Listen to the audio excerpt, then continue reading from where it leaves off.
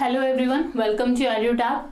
सो guys, जैसे कि आप सब जानते हैं, नेशनल फैमिली हेल्थ सर्वे 5 की रिपोर्ट आ चुकी है। अब बहुत सारी इंटरेस्टिंग फाइंडिंग्स आई हैं इसमें। इस वीडियो लेक्चर में हम यही डिस्कस करने वाले हैं, इस रिपोर्ट का डेटा, साथ ही साथ बहुत ही एनालिटिक वे में, बहुत ही कॉम्प्रिहेंसिव वे में हम डिस्कस करेंगे। Before starting let me tell you कि क्यों जरूरी है कि आप इस डेटा को पढ़ें, इसे याद करें। So guys, national family health सर्वे का जो डेटा है ना, वो आपके दोनों ही पर्सपेक्टिव से इंपॉर्टेंट है। एमसीक्यू के क्वेश्चन के पर्सपेक्टिव से भी, साथ ही साथ आपके आंसर राइटिंग पर्सपेक्टिव से भी। एमसीक्यू में डायरेक्ट क्वेश्चन आ सकता है आपके पेपर में कि जो हमारा फर्टिलिटी रेट है वो कितना हो चुका है, या फिर इन्फेंट मोर्टेलिटी रेट कितना है, क्या हम रिप्लेसमेंट लेवल अचीव कर चुके हैं, नहीं कर चुके हैं। तो इस तरह के क्वेश्चन फॉर्म हो सकते हैं। साथ ही साथ जैसे कि आप जानते हैं, जीएस पेपर 1, जीएस पेपर 2 में आपके बहुत सारे ऐसे टॉपिक है, जैसे कि पॉवर्टी हो गया, डेवलपमेंट इश्यू हो गया, हंगर हो गई है, ठीक है, वुमेन एम्पावरमेंट हो गई, जहां से क्वेश्चन फॉर्म हो सकते हैं, वहां पे आप इस डेटा को यूज कर सकते हैं। Other than that, direct question, analytic question भी आ सकता है। ये क्या हम रिप्लेसमेंट लेवल अचीव कर चुके हैं, क्यों किया है, और क्या ये जो डेटा आया है इसकी जो पिक्चर है वो कितनी ट्रू है, कितनी ट्रू नहीं है, ठीक है। तो ये सारे क्वेश्चन फॉर्म हो सकते हैं। इस वजह से आपके लिए बहुत जरूरी हो जाता है कि आप इस टॉपिक को बहुत ही कॉम्प्रिहेंसिव डिस्क्रिप्टिव वे में पढ़ें। Before starting let me also tell you कि आपको कौन से ऐसे पॉइंट्स हैं जिन पे फोकस करना चाहिए, बिकॉज का डेटा बहुत ज्यादा है। बच्चे के माइंड में कंफ्यूजन होता है कि आखिर में क्या क्या पढ़ूं, क्या सारा डेटा मुझे याद करना है, अगर सारा डेटा याद करना है तो किन पॉइंट्स पे मुझे फोकस करना है, साथ ही साथ किस चीज को पढ़ना ज्यादा इंपॉर्टेंट है अदर देन दोस पॉइंट, और किस तरह पढ़ना है। So guys let me tell you, आपको क्या करना है, सबसे पहले understand the terminologies. Okay, terminologies का मतलब क्या है ना, कुछ टर्म्स दिए होते हैं हमारे डेटा में, जैसे कि अगर हम बात करें for example infant mortality rate क्या है, या टोटल फर्टिलिटी रेट दिया हुआ है, उसके ऊपर डेटा है। So guys first you need to understand कि ये होता क्या है। अगर आपको टर्म्स ही नहीं पता होंगी तो आप कैसे उस डेटा को यूज करोगे। So the first thing you need to do is understand the terms, ठीक है। सबसे पहले टर्म्स को समझो कि क्या है। अदर देन दैट, उसके बाद आप you have to remember the trends and the data, ठीक है। ट्रेंड और डेटा को याद करना है। अब आई एम नॉट सेइंग कि एग्जैक्ट याद करना है, आपको एग्जैक्ट वैल्यू याद होनी जरूरी नहीं है, बट आपको एक अप्रोक्सीमेशन होना चाहिए, एक अप्रोक्स वैल्यू पता होनी चाहिए कि ठीक है इतना है, या फिर एक ट्रेंड पता होना चाहिए कि पहले इतना था, अब इतना बढ़ गया है।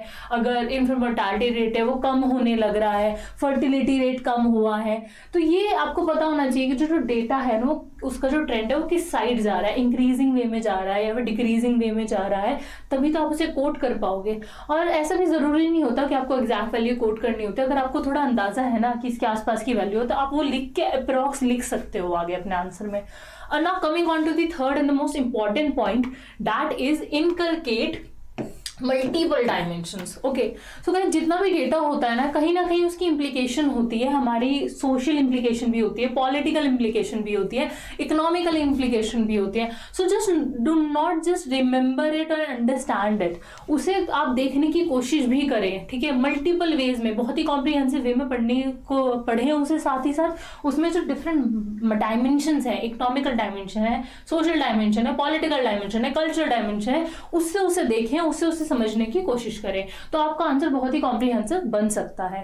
सो गाइज ये है 3 चीजें जिनको आपको समझने की हमेशा याद रखना है, इन पे फोकस करना है जब भी आप इस डेटा के गो थ्रू करेंगे। इस वीडियो में भी जब आप पढ़ रहे हैं, I am going to teach you in this perspective, इसी तरह से साथ ही साथ आप भी ऐसे ही पढ़े। तो the 3 things we need to keep focus on is understand the terms, second is remember the trend, and the third is inculcate multiple dimension. I hope clear होगा। Now coming on to national family health survey, ठीक है, कि national family health survey है क्या। The first thing is national family health survey की full form है NFHS की full form है नेशनल फैमिली हेल्थ सर्वे। कौन कंडक्ट कराता है इसे? Ministry of health and family welfare इसे कंडक्ट कराती है, इसके अंदर ही आता है। लेकिन इसकी जो नोडल एजेंसी है वो डिफरेंट है।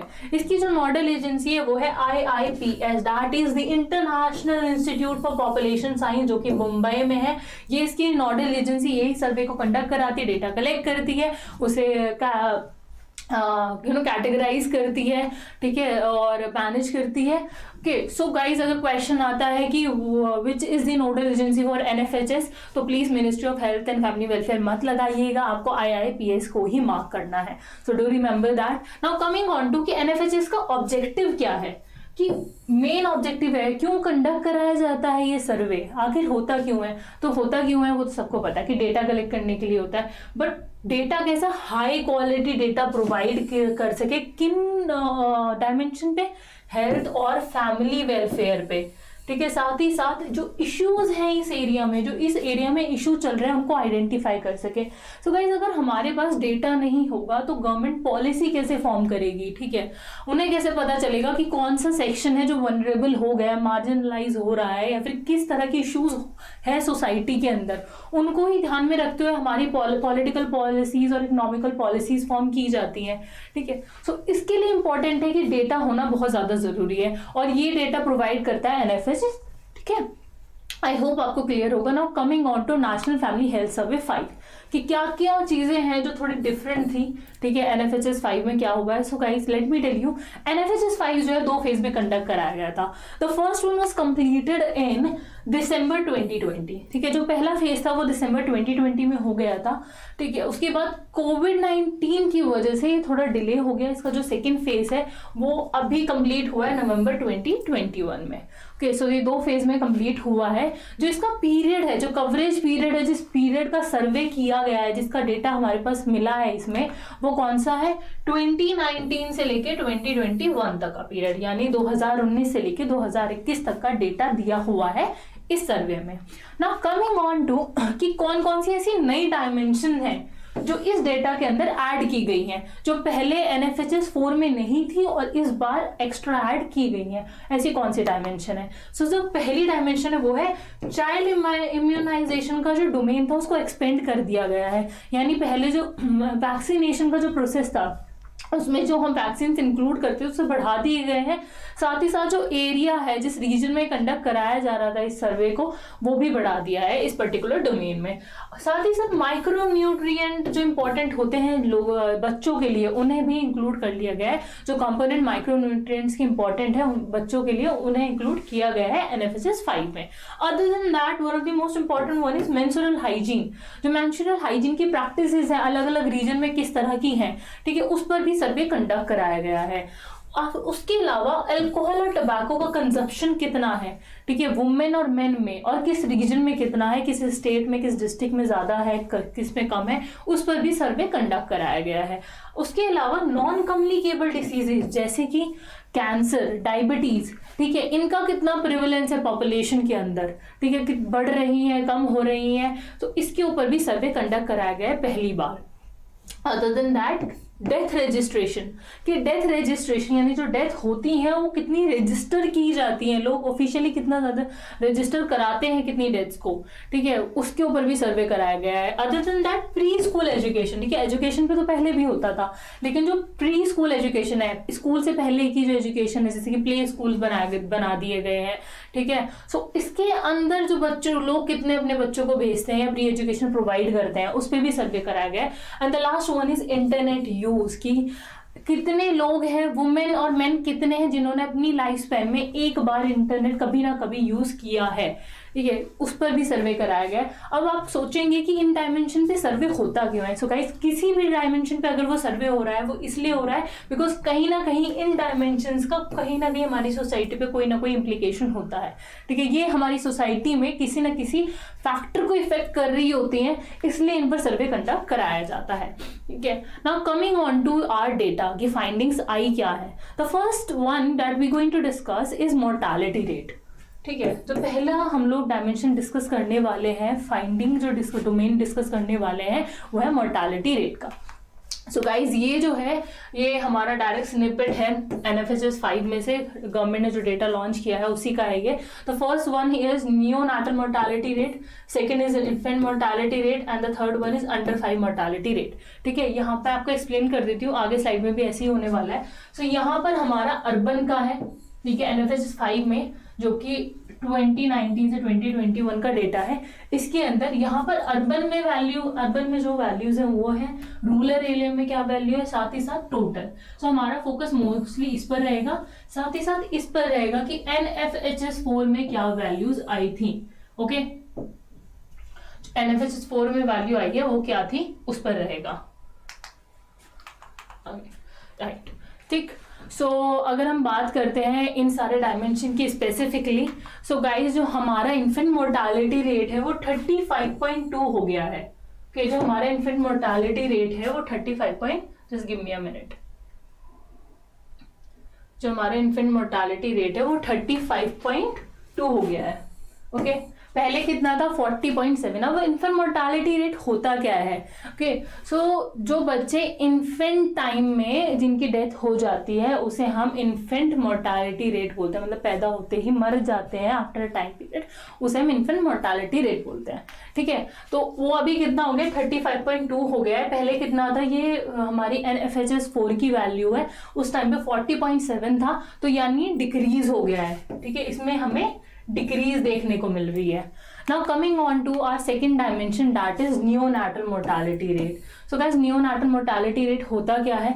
सबसे पहले let me tell you, neonatal mortality rate का मतलब होता है वो बच्चे, वो प्रोबेबिलिटी, एक्चुअली ये प्रोबेबिलिटी एग्जैक्ट वैल्यू नहीं होती है, वो प्रोबेबिलिटी कि कितने बच्चे अपनी बर्थ के 28 मंथ्स के अंदर जिनकी डेथ हो सकती है।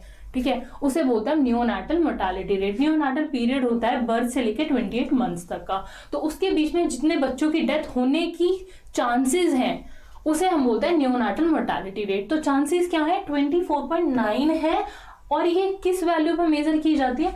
1000 लाइव बर्थ पे। प्लीज फोकस ऑन दिस कि 1000 लाइव बर्थ पर इतने बच्चों की 28 मंथ्स के अंदर डेथ होने के चांसेस हैं। पहले कितनी थी ये? 29.5 थी, तो ये डिक्रीज होकर 24.9 हो गई है। तो यहाँ पर भी हमें डिक्रीज देखने को मिलती है। तो काफी सारे पॉजिटिव पॉइंट्स आए हैं NFHS 5 में। Now coming on to our third dimension, that is under 5 mortality rate. Under 5 mortality rate का मतलब होता है 5 साल के अंदर अपनी बर्थ से लेके 5 साल के अंदर जिन बच्चों की डेथ होने के चांसेस है, जितने बच्चों की डेथ हो रही है, ठीक है, तो उसे हम अंडर 5 मोर्टालिटी रेट बोलते हैं। ठीक, ये कितना है? ये अभी हो गया है 41.9, पहले 49.7 था, बहुत ज्यादा था। और ये प्लीज रिमेंबर दिस, इसका जो बेस है वो क्या है? 1000 लाइव बर्थ है। ठीक है, सबके लिए, तीनों के लिए यही है। तो आज के टाइम पे 41.9 बच्चे ऐसे हैं जो 5 ईयर की एज तक जिनकी डेथ हो जाती है ऑन एवरी 1000 लाइव बर्थ्स। ठीक है, पहले ये 49.7 था, अब ये डिक्रीज होकर इतना हो गया, तो यहाँ भी हमें डिक्रीज देखने को मिलती है। Please remember this trend. Now coming on to a second domain, that is total fertility rate. ठीक है, टोटल फर्टिलिटी रेट की बात करते हैं। So guys, total fertility rate जो है वो क्या होता है? सबसे इंपॉर्टेंट चीज ये है। तो टोटल फर्टिलिटी रेट होता है नंबर ऑफ चिल्ड्रन जो कि एक वुमेन अपनी फर्टिलिटी साइकिल के अंदर बर्थ कर सकती है। फर्टिलिटी साइकिल या रिप्रोडक्टिव स्पेन जिसे हम बोलते हैं, वो क्या होता है कि वुमेन की जो एज है 15 से लेके 49 ईयर्स तक हम लेते हैं कि उनका रिप्रोडक्टिव स्पैन होता है जिसके अंदर वो बच्चे पैदा कर सकती हैं। तो इस स्पैन के अंदर कोई वुमेन कितने एवरेज नंबर ऑफ चिल्ड्रंस को बर्थ कर सकती हैं, उसे हम बोलते हैं टोटल फर्टिलिटी रेट। ठीक है, so guys I hope clear होगा। अब हम इसकी वैल्यू की बात करते हैं। सो अभी NFHS 5 में पता चला है कि ये 2.0 हमने अचीव कर लिया है। सो ये बहुत ही बड़ी फाइंडिंग है। ठीक है, ये India was really working hard towards it. ठीक है, सो अब जो हमारा रिप्लेसमेंट वैल्यू है उससे भी कम पे हम आ चुके हैं, और ये सारी स्टेट्स में है। इंडिया का तो एवरेज है ही, but most of the state में अचीव हो चुका है। सो गाइज, अगर हम बात करते हैं तो हमने रिप्लेसमेंट लेवल जो हमारा होता है वो होता है 2.1। यानी अब रिप्लेसमेंट लेवल क्या होता है? रिप्लेसमेंट लेवल का मतलब ये होता है कि जैसे 2 पेरेंट्स हो गए, मॉम एंड डैड, ठीक है, मदर और फादर, उनके 2 बच्चे हुए, तो जब वो बूढ़े हो रहे हैं, जो एक जनरेशन बूढ़ी हो रही है, तो दूसरी जनरेशन जो एंटर कर रही है वो एग्जैक्टली उतनी ही कर रही है जितनी पहली वाली गई है। यानी 2 माँ बाप के, मतलब माँ बाप के 2 बच्चे हो रहे हैं, तो वो जो जब वो बूढ़े हो जाएंगे, उनकी डेथ हो जाएगी, तो जो नेक्स्ट जनरेशन ऐड हो रही है वो भी 2 ही हो रही है, तो उसे हम बोलते हैं रिप्लेसमेंट लेवल।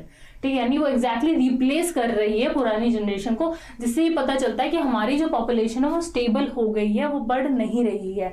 सो अगर हम रिप्लेसमेंट लेवल अचीव कर लेते हैं तो ये इम्प्लीकेट करता है, ये दर्शाता है कि हमारी जो पॉपुलेशन है वो स्टेबलाइजेशन हो रहा है उसका। तो हम जो है रिप्लेसमेंट लेवल अचीव कर चुके हैं for the first time in history.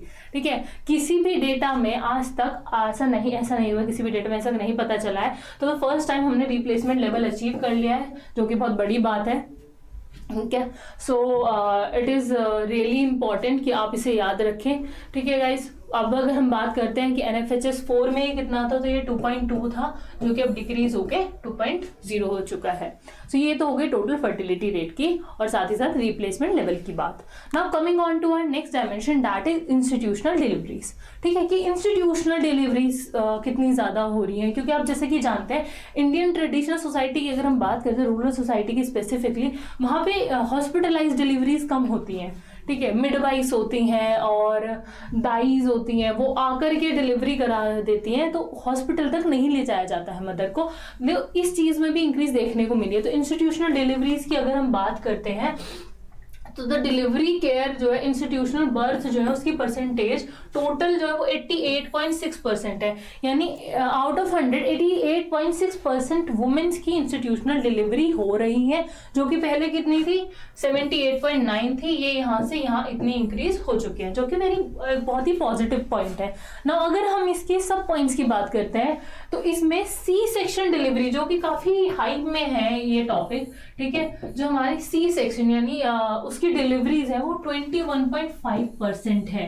ठीक है, 17.2% पहले थी, वो भी बढ़ गई हैं। सो गाइज, ऐसा ये ज्यादा इंपॉर्टेंट क्यों हो गया या फिर इसे हॉट टॉपिक क्यों बनाया जा रहा है, क्योंकि WHO के अकॉर्डिंग पहले हम एक बार डिस्कस कर लेते हैं। तो इंस्टीट्यूशनल डिलीवरीज जैसे मैंने आपको बताया 86.7% हो चुकी है, सी सेक्शन डिलीवरीज 21.5% है। तो अगर हम बात करें तो WHO के अकॉर्डिंग जो सी सेक्शन डिलीवरीज होनी चाहिए, जो सी सेक्शन डिलीवरीज होनी चाहिए वो 10 to 15% होनी चाहिए। ठीक है, बिकॉज सी सेक्शन डिलीवरी जो होती है वो लास्ट ऑप्शन होता है, बट एक ट्रेंड देखा जा रहा है specifically if we talk about the private health facilities. ठीक है, तो आप देखेंगे नंबर इतना ज्यादा है कि जहाँ जो वुमेन्स यहाँ पे डिलीवरी के लिए लेकर आई जाती है, उनमें से ये 47.4% वुमेन के सी सेक्शन डिलीवरी करते हैं। ठीक है, सो सी सेक्शन डिलीवरी जो है it's not good for the mother's health as well as for the child's health, लेकिन इसमें इजी होता है डॉक्टर्स के लिए। ठीक है, वेटिंग पीरियड कम होता है क्योंकि वेट नहीं करना पड़ता ट्रेडिशनल वे के थ्रू। ठीक है, वो काफ़ी टाइम लग जाता है डिलीवरी में, तो वो जल्दी हो जाता है, टाइम बचता है। साथ ही साथ it is it's quite expensive. ठीक है, डॉक्टर्स को जो है थोड़ा पैसे ज़्यादा मिलते हैं if they are doing C section delivery. तो इस वजह से देखने को मिल रहा है कि शायद ये जो ट्रेंड है इसी वजह से है, बिकॉज जो डॉक्टर्स हैं, जो हॉस्पिटल है, वो इस चीज़ पे ज़्यादा फोकस कर रहे हैं। वो वेट नहीं करते, वो सी सेक्शन को मतलब जो मदर्स होती है, जो उनकी फैमिली है, उनको एडवाइस कर रहे हैं ज़्यादा से ज़्यादा सी सेक्शन के लिए, जो कि WHO बोलता है कि सिर्फ 10 to 15% होना चाहिए तो ही ठीक है, because it's not safe for the mother as well as for the child. ठीक है, आई होप आपको क्लियर होगा कि काफ़ी कॉन्ट्रोवर्शियल इशू हो चुका है। Now coming on to our detail about it. ठीक है, सो अगर हम बात करते हैं बर्थ बाय सर्जरी, ठीक है, जिसे सी सेक्शन डिलीवरी ही बोलते हैं, तो प्राइवेट हॉस्पिटल में ऑलमोस्ट 50%, जैसे कि हमने देखा 47.4% है, उसमें 50% ऑलमोस्ट 50% जो है वो सी सेक्शन डिलीवरी की जाती है। ठीक है, in private facilities in Telangana, Jammu Kashmir and West Bengal almost 80% delivery जो है वो सी सेक्शन की जाती है। आप देख रहे हो कितनी ज्यादा है। ठीक है, साथ ही साथ जैसे कि मैंने आपको बताया WHO क्या रिकमेंड करता है कि जो सी सेक्शन डिलीवरी है वो 10 to 15% ही होनी चाहिए। अगर हम बात करें त्रिपुरा की, तो वहां पर प्राइवेट फैसिलिटीज में ऑलमोस्ट 90% डिलीवरीज, 90% जो डिलीवरी होती है वो सी सेक्शन होती है। So it is really important कि गवर्नमेंट इस पर ध्यान दे। ठीक है, या फिर कुछ ऐसा कोई पॉलिसी लेकर आई जाए जो कि इसे कंट्रोल कर सके। Now coming on to other use of internet. ठीक है, ये है हमारा next domain, use of internet, कि अपने लाइफ स्पैन में कितने वुमेन और वुमेन ने कितना मतलब कितनी बार या फिर कभी ना कभी एक बार इंटरनेट को यूज किया है। So coming on to the data, the women who have ever use internet, अगर उनके परसेंटेज की बात करते हैं तो 33.3% है टोटल। ठीक है, यहाँ पे हम अर्बन और रूरल की भी बात करेंगे, क्योंकि कहीं ना कहीं अर्बन रूरल में एक डिजिटल डिवाइड देखने को मिलता है। जो एक्सेस है इंटरनेट की वो थोड़ी कम है रूरल एरियाज में as compare to urban areas, तो उसकी भी बात करेंगे हम यहाँ पे। तो अर्बन एरियाज में जो वुमेन है वो उनकी 51.8% वुमेन इंटरनेट यूज कर चुकी है अपनी लाइफ में एक बार। ठीक, एक ना एक बार, ठीक। और वही जो अगर हम परसेंटेज देखते हैं तो वो 24.6% है। देखिए आप कितना ज्यादा डिफरेंस है। तो कहीं ना कहीं यही डिजिटल डिवाइड देखने को मिल रहा है हमारे यहाँ पे अर्बन और रूरल में। If we come to the population of men who ever used internet is 72.5% in urban areas and 48.7% in rural areas, ठीक है। सो ये एक डिजिटल डिवाइड है, अर्बन और रूरल डिवाइड देखने को मिल रहा है।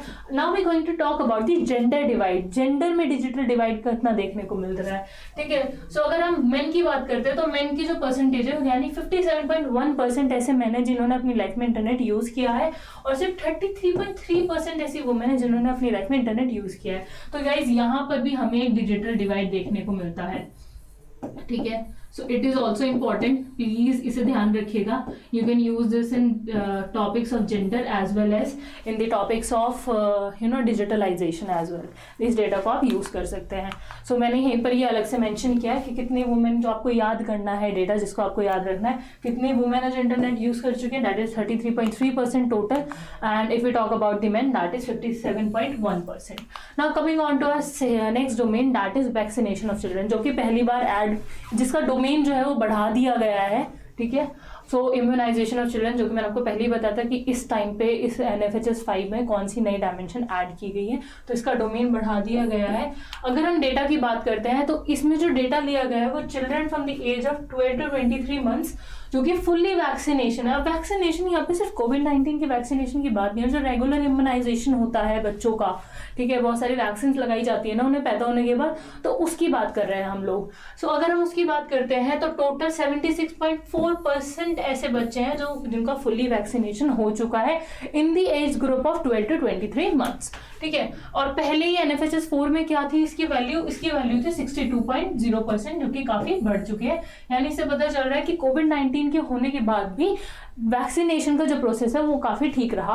वैक्सीनेशन ऑफ चिल्ड्रन, जो उनका रेगुलर वैक्सीनेशन वो कम नहीं हुआ है। So this is the data that you need to remember. Children vaccination कितना हो गया, 76.4%। Now coming on to next dimension that is malnutrition and health. बहुत ही ज्यादा इंपॉर्टेंट है, इसे मल्टीपल वेज में आप यूज कर सकते हैं अपने आंसर में। Now coming on to the data, तो हमने यहाँ पर जो डेटा है वो children under 5 year who are underweight, साथ ही साथ हम 3 डायमेंशन पे इसमें बात करेंगे, ठीक है। ओवरऑल 4 डायमेंशन है जो कि नेक्स्ट स्लाइड में होगी, चौथे वाली, ठीक है। इस डायमेंशन में, इस स्लाइड में हम बात करेंगे स्टंटेड, वेस्टेड, साथ ही साथ अंडरवेट चिल्ड्रन की, ठीक है। सो ये जितने भी बच्चे हैं ये अंडर 5 ईयर्स हैं, ठीक है। प्लीज रिमेंबर दिस कि जो बेस है हमारा वो क्या है, तो ये अंडर 5 ईयर्स हैं। उन बच्चों की परसेंटेज जो स्टंटेड है, जो वेस्टेड है, साथ ही साथ जो अंडरवेट है, ओके। आई होप ये क्लियर होगा। And before starting let me tell you कि स्टंटेड, वेस्टेड और अंडरवेट होता क्या है। सो गाइस, कोई भी बच्चा स्टंटेड होगा अगर उसकी हाइट जो है उसकी एज के अकॉर्डिंग कम है, ठीक है। आपके देखते हैं बहुत से बच्चों की हाइट नहीं बढ़ती है, एज ज्यादा हो जाती है लेकिन हाइट नहीं बढ़ती है, क्योंकि कहीं ना कहीं उनके अंदर मॉल न्यूट्रिशन होता है, जो पर्टिकुलर न्यूट्रिएंट्स चाहिए हाइट बढ़ाने के लिए वो नहीं मिल पाते हैं उन्हें, इस वजह से प्रॉपर न्यूट्रिशन नहीं मिलता है, इस वजह से उनकी हाइट कम रह जाती है as compare to their age. तो उन्हें हम बोलते हैं कि ये वो स्टंटेड चिल्ड्रंस होते हैं, ठीक है। Now coming on to wasted childrens, यानी वेस्टिंग क्या होता है। वेस्टिंग होता है जब बच्चे को प्रॉपर न्यूट्रिएंट्स ना मिले और उसका जो वेट है उसके हाइट के अकॉर्डिंग कम रह जाए, ठीक है। बहुत पतले से और मॉल न्यूट्रिशन चिल्ड्रन होते हैं, ठीक है, उन्हें हम बोलते हैं कि इनके अंदर वेस्टिंग देखी जा रही है, तो ये they are wasted children, okay. Now talking about underweight. Underweight क्या होता है, जब वेट जो है वो एज के अकॉर्डिंग कम है तो हम क्या बोलते हैं, अंडरवेट है। सो गाइस, अगर हम इन 3 डायमेंशन की बात करें तो ये जो 2 डायमेंशन है WHO कहता है कि हम इन्हें ओवरकम कर सकते हैं, लेकिन if we are facing stunting, so उसे कम करना बहुत ज्यादा, जो कि इंडिया में बहुत ज्यादा प्रेवलेंट है। अगर स्टंटिंग है तो क्रॉनिक मॉल न्यूट्रिशन बोलते हैं कि अगर if the number of children who are stunted are more as compare to the other 2 dimension, then we can say कि जो कंट्री है, जो नेशन है, जो सोसाइटी है, वो क्रॉनिक मॉल न्यूट्रिशन फेस कर रही है। साथ ही साथ मल्टी डायमेंशनल पॉवर्टी में भी ये तीनों डायमेंशन इंक्लूड किए जाते हैं, इस वजह से ये जो है ये बहुत ज़्यादा इंपॉर्टेंट हो जाता है। अगर हम डेटा की बात करते हैं गाइस, अगर हम डेटा की बात करते हैं, सो the first one that is stunted children है उनमें 35.5% ऐसे बच्चे हैं जो स्टंटेड हैं, ठीक है। पहले ये जो वैल्यू थी वो 38.4 थी, आज ये डिक्रीज होकर 35.5% हो गई है, लेकिन it is a very slow decrease, ठीक है। इतना ज़्यादा डिक्रीज नहीं हुआ है, इसलिए वजह से हमारी गवर्नमेंट को इस चीज़ पे फोकस करने की बहुत ज़्यादा ज़रूरत है। Now coming on to the wasted children, ठीक है। सो वेस्टेड चिल्ड्रन की परसेंटेज क्या है, 19.3% है। पहले 21 थी जो अब डिक्रीज होकर 19.3% हो चुकी है।